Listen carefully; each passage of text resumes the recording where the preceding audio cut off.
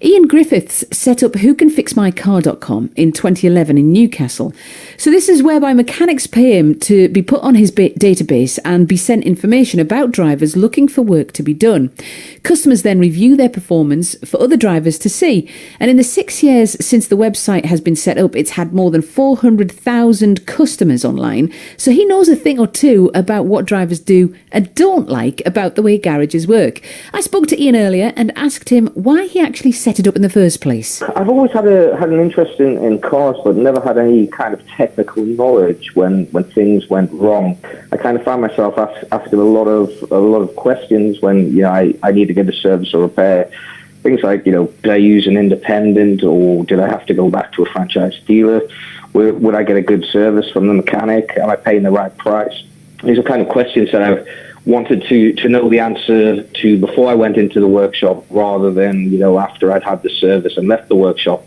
And I just realized there was nothing online that allowed me to kind of compare workshop versus workshop in a given area in the country. And that was the idea, really. That's where we started out.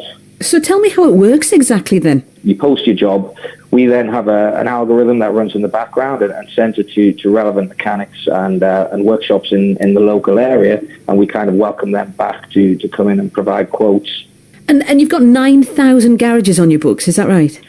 Yeah, that's right. The vast majority of those are independents, but we've got franchise dealers and some of the large fast fit chains on there as well. So how do you go about deeming these garages and these workshops as being trustworthy? Because that's what it's all about at the end of the day, isn't it? Knowing that you're going to get the right job done at the best price.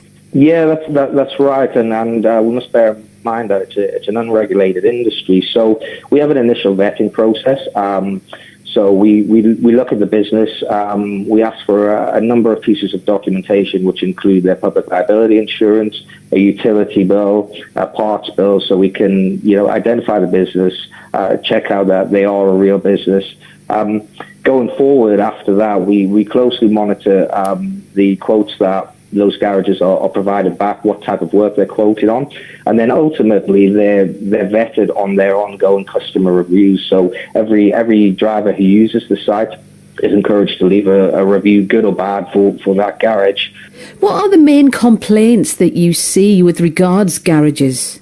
The main things that we actually see are things like customer service, so mobile mechanics not turning up on time, or people arriving at the garage and the booking has mysteriously disappeared. It's very rare we get complaints about customers being ripped off or bad workmanship. It's more about punctuality and customer service, really.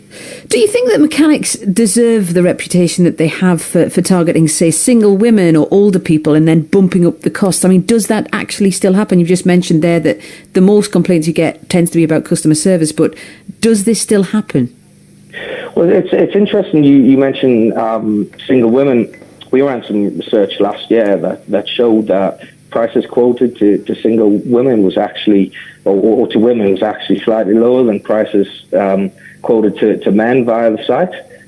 So I think that's a bit of a myth. Although historically, this industry has had a bad reputation, and it still weighs heavy on the whole industry. There are still bad eggs in the industry, but the vast majority of mechanics workshops that we see on our site have got very good reputation, very good customer service, and are building out a real strong review profile online. Have you found that more older people are using your site? We see a split. We see a split of ages between very young kind of new drivers who don't have the budget necessarily to go out and pay the first mechanic they see on the street. They really want to kind of compare, get a great deal on price. But the older generation like to do that kind of comparison. They like to know whether they're getting the right deal, the right price. And it's getting the right customer service. It's not always the price that's the deciding factor. So, we've got a mix of ages of people using the site with kind of a different goal.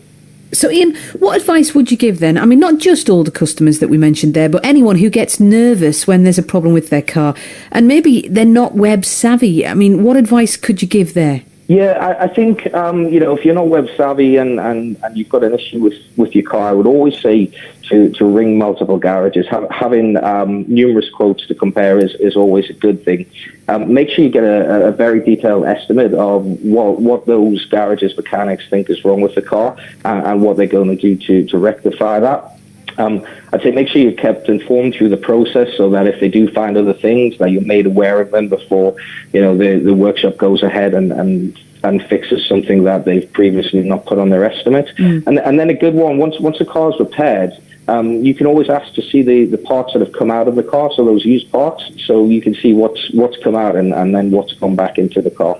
So that's Ian Griffiths, who channeled his frustration at finding a garage into setting up an online business, matching mechanics with jobs. And he suggests asking to see the old parts that have come out and shopping around. You don't even think about that, do you? Well, I don't. If you are someone who struggles with trips to the mechanics, or you're a mechanic who's listening and you're sick of this bad reputation that you seem to keep getting labelled with, then please do let me know. Get in touch with the text 81333, start your message BBC. But better than that, we'd love to hear from you and have a chat.